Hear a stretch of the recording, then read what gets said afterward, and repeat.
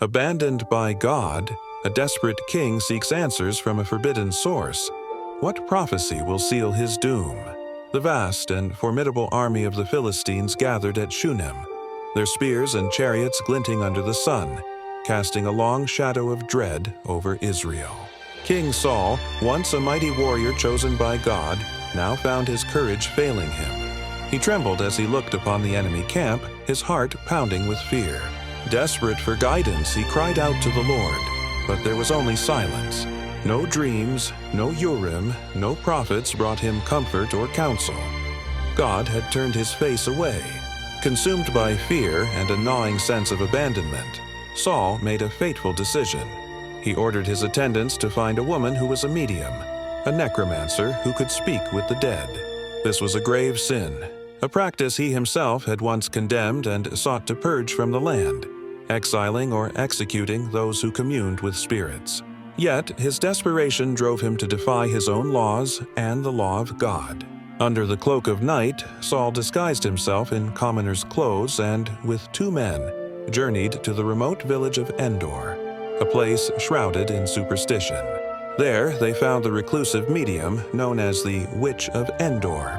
At first, she was wary, fearing the king's decree, but Saul swore a solemn oath, promising that no harm would come to her.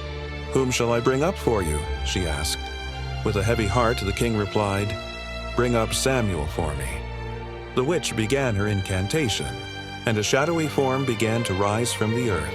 When she saw the ethereal figure of an old man wrapped in a robe, she shrieked in terror, realizing the identity of her visitor.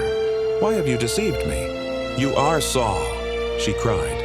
The ghostly apparition of the prophet Samuel, disturbed from his rest, turned its hollow gaze upon the terrified king. "Why have you disturbed me by bringing me up?" The spirit boomed. Saul, now prostrate on the ground, confessed his terror of the Philistines and God's silence. But the spirit of Samuel offered no solace, only a chilling and final judgment. "Why do you ask me, since the Lord has departed from you and has become your enemy?" The prophet's voice echoed. "The Lord has torn the kingdom out of your hand and given it to your neighbor, to David, because you did not obey the voice of the Lord. Therefore, the Lord will give the army of Israel into the hand of the Philistines.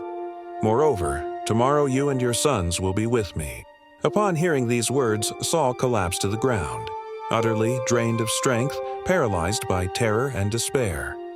The prophecy was absolute, his doom sealed. The very next day, on the slopes of Mount Gilboa, the prophecy came to pass. The Israelite army was routed, and Saul's beloved sons, including the noble Jonathan, were slain. Wounded and facing capture, the once great king fell on his own sword. A king's disobedience led to his downfall. Like and subscribe for more.